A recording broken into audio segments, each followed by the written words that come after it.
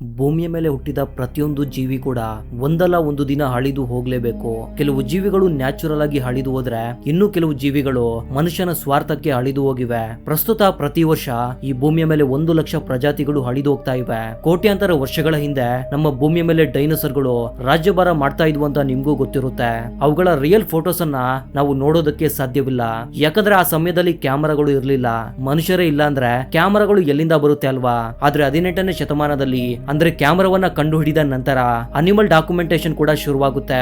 ಇದರಿಂದ ಕೊನೆಯ ಬಾರಿಗೆ ಕ್ಯಾಮರಾದಲ್ಲಿ ಸರಿಯಾದ ಅಳಿದು ಹೋಗಿರುವ ಅಪರೂಪದ ಜೀವಿಗಳ ಫೋಟೋಸ್ ಅನ್ನ ಈಗ ನಿಮ್ಗೆ ತೋರಿಸ್ತೀನಿ. ಅದಕ್ಕೆ ಮಿಸ್ ಮಾಡದೆ ಈ ವಿಡಿಯೋವನ್ನ ಕೊನೆವರೆಗೂ ನೋಡಿ ಸಪೋರ್ಟ್ ಮಾಡಿ. ಸಪೋರ್ಟ್ ಅಂದ್ರೆ ಜಸ್ಟ್ ಈ ವಿಡಿಯೋಗೆ ಒಂದು ಲೈಕ್ ಮಾಡಿ ಸಾಕು, ಇನ್ನು ತಡ ಮಾಡುವುದು ಬೇಡ. Let's get started. Number 1, Carolina parakeet. Friends, ಇದು ಗಿಳಿಗಳ ಸುಂದರವಾದ ಪ್ರಜಾತಿಗಳಲ್ಲಿ ಒಂದು. ಇವು ಸೌತ್ ಈಸ್ಟರ್ನ್ ಯುಎಸ್ ನ ಕಾಡುಗಳಲ್ಲಿ ಈ ಪಕ್ಷಿಗಳು ಹೆಚ್ಚಾಗಿ ಕಂಡು ಬರ್ತಾ ಇದ್ವು. ಇವು ಹೆಚ್ಚಾಗಿ ಹಣ್ಣುಗಳನ್ನ ಮತ್ತು ಬೀಜಗಳನ್ನ ತಿಂತಾ ಇದ್ವು. ಅದರಲ್ಲೂ ಕಾಕ್ಲ್ಬರ್ ಹೆಸರಿನ ಗಿಡದ ಬೀಜಗಳನ್ನ ಇವು ಹೆಚ್ಚಾಗಿ ತಿಂತಾ ಇದ್ವು. ಸಾಮಾನ್ಯವಾಗಿ ಈ ಬೀಜಗಳು ತುಂಬಾನೇ ವಿಷಕಾರಿಯಾಗಿರುತ್ತೆ. ಇದರಿಂದ ಇವುಗಳನ್ನ ತಿಂದ್ಮೇಲೆ ಇವುಗಳ ಬಾಯಿ ಕೂಡ ವಿಷಕಾರಿಯಾಗಿರುತ್ತೆ. ಆದ್ರೆ ಈ ವಿಷವನ್ನ ತಡೆದುಕೊಳ್ಳುವ ಶಕ್ತಿ ಈ ಪಕ್ಷಿಗಳ ದೇಹಕ್ಕೆ ಇದೆ. ಇವು ಅಳಿದು ಹೋಗೋದಕ್ಕೆ ಮುಖ್ಯ ಕಾರಣ ಆಗಿನ ಮನುಷ್ಯರ ಫ್ಯಾಷನ್. ಹೌದು, ನೀವು ಕೇಳಿದ್ದು ನಿಜ. ಅರ್ಲಿ 90s ಅಲ್ಲಿ ಅಮೆರಿಕದ ಜನರು ಪ್ರಾಣಿ ಪಕ್ಷಿಗಳಿಂದ ತಯಾರಿಸಿದ ವಸ್ತುಗಳನ್ನ ಹೆಚ್ಚಾಗಿ ಬಳಸ್ತಾ ಇದ್ರು. ಅದರಲ್ಲಿ ಒಂದು ವಿಭಿನ್ನವಾದ ಟೋಪಿಯನ್ನ ಕೂಡ ಇವರು ಧರಿಸ್ತಾ ಇದ್ರು. ಆ ಟೋಪಿಯ ಮೇಲೆ ನಿಜವಾದ ಪಕ್ಷಿಗಳ ಪುಕ್ಕಗಳನ್ನ ಹೆಚ್ಚಾಗಿ ಬಳಸಿ ಡಿಸೈನ್ ಮಾಡ್ತಾ ಇದ್ರು. ಇದರಿಂದಾನೇ ಪಕ್ಷಿಗಳನ್ನ ಬೇಟೆಯಾಡುವ ಜನರು ಕೂಡ ದಿನೇ ದಿನೇ ಹೆಚ್ಚಾಗ್ತಾರೆ. ಈ ಪಕ್ಷಿಗಳನ್ನ ಬೇಟೆಯಾಡಿದ ಮೇಲೆ ಅವುಗಳ ದೇಹದ ಮೇಲಿರುವ ಪುಕ್ಕಗಳನ್ನ ಕಿತ್ತು ಮಾರುಕಟ್ಟೆಯಲ್ಲಿ ಮಾರಾಟ ಮಾಡ್ತಾ ಇದ್ರು. ಅವುಗಳನ್ನ ಬಳಸ್ಕೊಂಡು ಆಗಿನ ಟೋಪಿ ತಯಾರಿ ಮಾಡುವ ಕಂಪನಿಗಳು ಅವರ ಟೋಪಿಯ ಮೇಲೆ ಈ ಪಕ್ಷಿಗಳ ಪುಕ್ಕಗಳನ್ನ ಬಳಸ್ಕೊಂಡು ವಿಧ ವಿಧವಾದ ಡಿಸೈನ್ಸ್ ಅನ್ನ ಮಾಡ್ತಾ ಇದ್ರು. ಅದರಲ್ಲೂ ಈ ಕ್ಯಾರೋಲಿನಾ ಪಾರ್ಕಿಟ್ ಪಕ್ಷಿಯ ಪುಕ್ಕಗಳನ್ನ ಅವರು ಹೆಚ್ಚಾಗಿ ಬಳಸ್ತಾ ಇದ್ರು. ಜೊತೆಗೆ ಈ ಪಕ್ಷಿಗಳು ಹೊಲದಲ್ಲಿ ಬೀಜಗಳಿಗಾಗಿ ಬಂದು ಬೆಳೆಯನ್ನ ನಾಶ ಮಾಡಿ ಹೋಗ್ತಾ ಇದ್ವು. ಇದರಿಂದ ರೈತರು ಕೂಡ ಈ ಪಕ್ಷಿಗಳನ್ನ ಕೊಲ್ಲಲು ಮುಂದಾಗ್ತಾರೆ. ಇದರಿಂದ ನಿಧಾನವಾಗಿ ಈ ಸುಂದರವಾದ ಪಕ್ಷಿಗಳು ಕೂಡ ಮಾನವನ ಕೈಯಲ್ಲಿ ಸಂಪೂರ್ಣವಾಗಿ ಅಳಿದು ಹೋಗ್ತವೆ. ಈಗ ನೀವು ನೋಡ್ತಾ ಇರುವಂತಹ ಈ ಫೋಟೋ 1919ರಲ್ಲಿ ತೆಗೆಯಲಾಗಿದೆ. Number 2, golden toads. ಮೊದಲಿಗೆ ಈ ಜೀವಿಯನ್ನ ಕಪ್ಪೆ ಅಂತ ನೀವು ಅನ್ಕೋಬೇಡಿ, ಯಾಕಂದ್ರೆ ಟೋಡ್ಸ್ ಮತ್ತು ಫ್ರಾಗ್ಸ್ ಇವೆರಡು ಬೇರೆ ಬೇರೆ ಆಂಫಿಬಿಯನ್ಸ್. ಈ ಗೋಲ್ಡನ್ ಟೋಡ್ಸ್ ಅನ್ನುವ ಜೀವಿ ಕೇವಲ ಕೋಸ್ಟರಿಕಾದ ಮಳೆಕಾಡಿನಲ್ಲಿ ಮಾತ್ರವೇ ಕಂಡು ಬರ್ತಾ ಇದ್ವು. ಇವುಗಳ ಕಲರ್ ತುಂಬಾನೇ ಬ್ರೈಟ್ ಆಗಿರುತ್ತೆ, ಅಂದ್ರೆ ಗೋಲ್ಡನ್ ಕಲರ್. ಇವುಗಳನ್ನ ಮೊಟ್ಟ ಮೊದಲ ಬಾರಿಗೆ 1966ರಲ್ಲಿ ಕಂಡು ಹಿಡಿತಾರೆ. ಆದ್ರೆ 1980ರ ಸಮಯದಲ್ಲಿ ಇದರ ಪಾಪ್ಯುಲೇಷನ್ ಅನ್ನ ಕೌಂಟ್ ಮಾಡೋದಕ್ಕೆ ಹೋದಾಗ ಪೂರ್ತಿ ಮಳೆಕಾಡಿನಲ್ಲಿ ಕೇವಲ 10ರಿಂದ 12 ಟೋಡ್ಸ್ ಮಾತ್ರವೇ ಕಂಡು ಬಂದವು. ಆದ್ರೆ ಮತ್ತೆ 1989ರಲ್ಲಿ ಇದರ ಪಾಪ್ಯುಲೇಷನ್ ಅನ್ನ ಮತ್ತೆ ಚೆಕ್ ಮಾಡೋದಕ್ಕೆ ಬರ್ತಾರೆ. ಆಗ ಕೇವಲ ಒಂದೇ ಒಂದು ಗೋಲ್ಡನ್ ಟೋಡ್ಸ್ ಮಾತ್ರವೇ ಕಾಣಿಸುತ್ತೆ. ನಂತರ ಕೆಲವು ವರ್ಷಗಳ ಕಾಲ ಈ ಪೂರ್ತಿ ಮಳೆಕಾಡಿನಲ್ಲಿ ಈ ಟೋಡ್ಸ್ ಅನ್ನ ಹುಡುಕ್ತಾರೆ, ಆದ್ರೆ ಒಂದು ಕೂಡ ಸಿಗೋದಿಲ್ಲ. ಇದರಿಂದ 2004ರಲ್ಲಿ ಇವುಗಳನ್ನ ಅಳಿದು ಹೋದ ಜೀವಿಗಳ ಲಿಸ್ಟ್ ಗೆ ಸೇರಿಸಲಾಗುತ್ತೆ. ಇವುಗಳು ಯಾಕೆ ಅಷ್ಟೊಂದು ವೇಗವಾಗಿ ಈ ಭೂಮಿಯಿಂದ ಅಳಿದು ಹೋದವು ಅಂದ್ರೆ, ಇವುಗಳ ಮಧ್ಯೆ ಆಂಫಿಬಿಯನ್ ಚಿಟ್ರಿನ್ ಫಂಗಸ್ ಅನ್ನುವ ಒಂದು ಭಯಂಕರವಾದ ರೋಗ ಕಾಣಿಸ್ಕೊಂಡಿತ್ತು. ಈ ರೋಗದಿಂದ ಟೋಡ್ಸ್ ನ ಚರ್ಮ ನಿಧಾನವಾಗಿ ಸುಟ್ಟು ಹೋಗುತ್ತೆ. ಇದರಿಂದ ಈ ಜೀವಿಗಳು ಸರ್ವೈವ್ ಆಗೋದಕ್ಕೆ ಆಗದೆ ಭೂಮಿಯ ಮೇಲಿಂದ ಸಂಪೂರ್ಣವಾಗಿ ಅಳಿದು ಹೋಗ್ತವೆ. ಈಗ ನೀವು ಸ್ಕ್ರೀನ್ ಮೇಲೆ ನೋಡ್ತಾ ಇರುವಂತಹ ಫೋಟೋ ಕೊನೆಯದಾಗಿ ಸೆರೆ ಹಿಡಿದ 10 ಟೋಡ್ಸ್ ನ ಫೋಟೋ. ಡಾಕ್ಟರ್ ಜಾಯ್ಸ್ ಫೇಗ್ ಅನ್ನುವರು ಈ ಫೋಟೋವನ್ನ ತೆಗೆದಿದ್ದಾರೆ. ನಂಬರ್ 3, ಕ್ವಾಗಾ. ನೋಡೋದಕ್ಕೆ ಈ ಜೀವಿ ಕುದುರೆ ಮತ್ತು ಜೀಬ್ರಾದ ಕ್ರಾಸ್ ಬ್ರೀಡ್ ತರ ಅನ್ಸುತ್ತೆ, ಆದ್ರೆ ಇದೊಂದು ಪುರಾತನವಾದ ಜೀಬ್ರಾ ಪ್ರಜಾತಿ. ಈಗಿನ ಮಾಡರ್ನ್ ಜೀಬ್ರಾಗಳಿಗಿಂತ ಇದು ತುಂಬಾನೇ ವಿಭಿನ್ನವಾಗಿ ಕಾಣುತ್ತೆ. ಇವುಗಳ ದೇಹದ ಮೇಲೆ ತುಂಬಾನೇ ವಿಚಿತ್ರವಾದ ಪ್ಯಾಟರ್ನ್ಸ್ ಕೂಡ ಕಂಡು ಬರ್ತಾ ಇದ್ವು. ಇದರಿಂದ ನೋಡೋದಕ್ಕೆ ಜೀಬ್ರಾಗಿಂತ ತುಂಬಾನೇ ವಿಭಿನ್ನವಾಗಿ ಇವು ಕಾಣ್ತಾ ಇದ್ವು. ಇವು ಕೇವಲ ಸೌತ್ ಆಫ್ರಿಕಾದ ಕಾಡುಗಳಲ್ಲಿ ಮಾತ್ರವೇ ಕಂಡು ಬರ್ತಾ ಇದ್ವು. ಆದ್ರೆ ಡಚ್ ಮತ್ತು ಬ್ರಿಟಿಷರು ಆ ಸಮಯದಲ್ಲಿ ಇವುಗಳನ್ನ ಹೆಚ್ಚಾಗಿ ಬೇಟೆಯಾಡೋದಕ್ಕೆ ಶುರು ಮಾಡ್ತಾರೆ.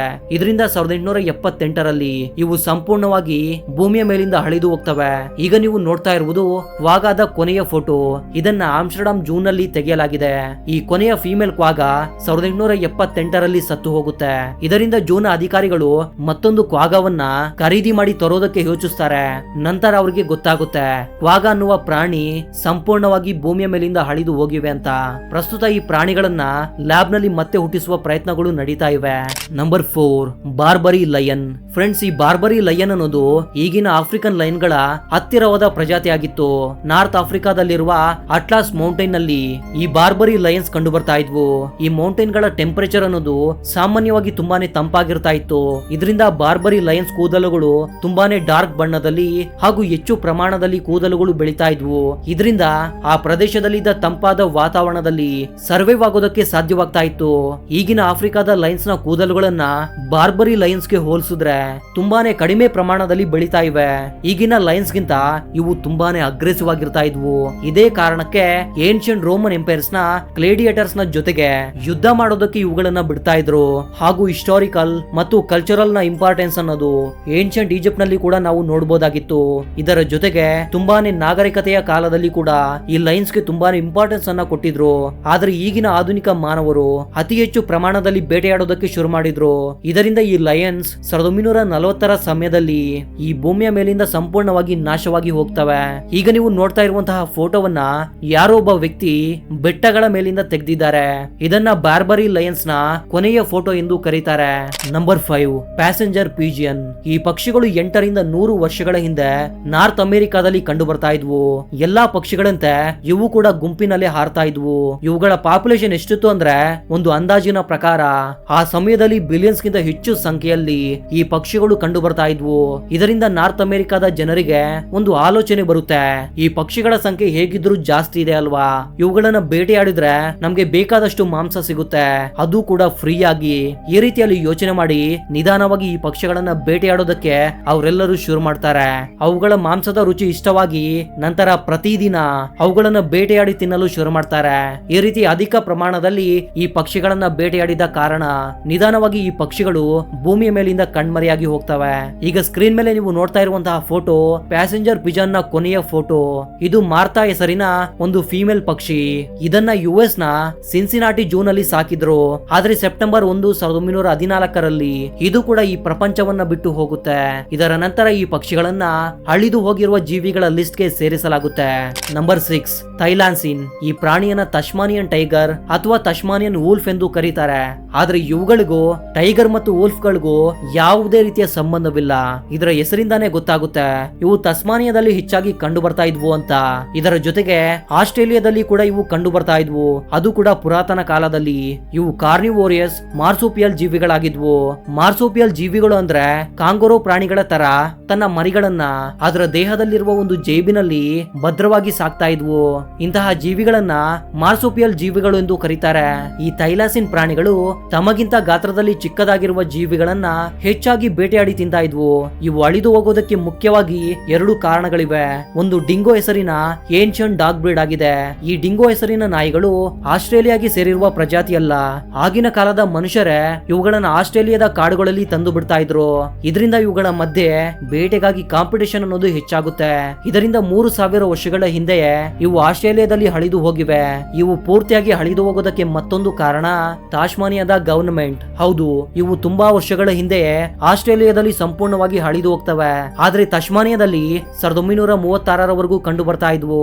ಆದ್ರೆ ಇವು ಹೆಚ್ಚಾಗಿ ಚಿಕ್ಕ ಪುಟ್ಟ ಜೀವಿಗಳನ್ನ ಬೇಟೆಯಾಡ್ತಿದ್ದ ಕಾರಣ ಆ ದೇಶದ ಎಕೋಸಿಸ್ಟಮ್ ಅನ್ನ ಮೇಂಟೈನ್ ಮಾಡುವುದಕ್ಕೆ ತಾಸ್ಮಾನಿಯನ್ ಗವರ್ನಮೆಂಟ್ ಈ ಪ್ರಾಣಿಗಳನ್ನ ಕೊಲ್ಲುವುದಕ್ಕೆ ಆದೇಶಿಸುತ್ತೆ. ಇದರಿಂದ ಈ ಪ್ರಾಣಿಗಳು ಸಂಪೂರ್ಣವಾಗಿ ಭೂಮಿಯ ಮೇಲಿಂದ ನಾಶವಾಗಿ ಹೋಗ್ತವೆ. ಈಗ ನೀವು ನೋಡ್ತಾ ಇರುವಂತಹ ಫೋಟೋ ಈ ಪ್ರಪಂಚದ ಕೊನೆಯ ಫಿಮೇಲ್ ತಾಲ್ಸಿಯನ್ ಆಗಿದೆ. ಇದನ್ನ ತಸ್ಮಾನಿಯಾದ ಹಾರ್ಬರ್ಟ್ ಜೂನ್ ಅಲ್ಲಿ ಇಡಲಾಗಿತ್ತು. Number 7 bubal hartebeest. ಖಂಡಿತ ಈ ಜೀವಿಗಳನ್ನ ನೀವು ನೋಡಿರೋದಿಲ್ಲ. ಈ ಜೀವಿಗಳು ನಾರ್ತ್ ಆಫ್ರಿಕಾದ ಕಾಡುಗಳಲ್ಲಿ ಕಂಡು ಬರ್ತಾ ಇದ್ವು. ಇವುಗಳ ದೇಹದ ಮೇಲೆ ರೆಡ್ಡಿಶ್ ಬ್ರೌನ್ ಹಾಗೂ ಲೈಟ್ ಕಲರ್ ಗಳು ಕಂಡು ಬರ್ತಾ ಇದ್ವು. ಹಾಗೂ ಇದರ ಕೊಂಬುಗಳು ತುಂಬಾನೇ ಉದ್ದವಾಗಿ ಬೆಳೀತಾ ಇದ್ವು. ಈ ಜೀವಿಗಳು ಕೂಡ ಜಿಂಕೆಗಳ ರೀತಿ ಸಸ್ಯಾಹಾರಿಗಳಾಗಿದ್ವು. 1830ರಲ್ಲಿ ಈ ಪ್ರಾಣಿಗಳನ್ನ ಹೆಚ್ಚಾಗಿ ಬೇಟೆಯಾಡುವುದಕ್ಕೆ ಶುರು ಮಾಡ್ತಾರೆ. ಇದೇ ಒಂದು ಕಾರಣದಿಂದ ಈ ಜೀವಿಗಳು ಪೂರ್ತಿಯಾಗಿ ಅಳಿದು ಹೋಗ್ತವೆ. ಇದರ ಜೊತೆಗೆ 1917ರಲ್ಲಿ ಮತ್ತೆ ಈ ಜೀವಿಗಳ ಒಂದು ಚಿಕ್ಕ ಗುಂಪು ಕಾಣಿಸ್ಕೊಳ್ಳುತ್ತೆ. ಆ ಗುಂಪಿನಲ್ಲಿ 15 ಬಬಲ್ಸ್ ಇದ್ವು. ಆದ್ರೆ ವಿಚಿತ್ರವೇನು ಅಂದ್ರೆ ಅವು ಕಂಡು ಬಂದಿದ್ದು ಒಂದು ಶಿಕಾರಿ ಮಾಡೋನಿಗೆ. ಇನ್ನೇನಾಗುತ್ತೆ, ಅವುಗಳಲ್ಲಿ ಬರೋಬ್ಬರಿ 12 ಜೀವಿಗಳನ್ನ ಅವನು ಬೇಟೆಯಾಡ್ತಾನೆ. ಉಳಿದ 3 ತಪ್ಪಿಸ್ಕೊಳ್ತವೆ. ಆದ್ರೆ ಆ 3 ಮೇಲ್ ಬಬಲ್ಸ್ ಆಗಿದ್ವು. ನಿಧಾನವಾಗಿ ಅವು ಕೂಡ ಸತ್ತು ಹೋಗ್ತವೆ. ಈಗ ಸ್ಕ್ರೀನ್ ಮೇಲೆ ಕಾಣ್ತಾ ಇರುವುದು ಬಬಲ್ ಹಾರ್ಟ್ ಬೀಸ್ಟ್ ನ ಕೊನೆಯ ಫೋಟೋ. ಇದನ್ನ 1933ರಲ್ಲಿ ಪ್ಯಾರಿಸ್ ಜೂ ಅಲ್ಲಿ ನೋಡಲಾಗಿತ್ತು. So that was the inform my dear thinkers. ಮತ್ತೊಂದು ಇಂಟ್ರೆಸ್ಟಿಂಗ್ ಆದ ವಿಡಿಯೋ ಜೊತೆ ಮತ್ತೆ ಸಿಗ್ತೀನಿ. ಅಲ್ಲಿವರೆಗೂ ಜೈ ಹಿಂದ್, ಜೈ ಕರ್ನಾಟಕ.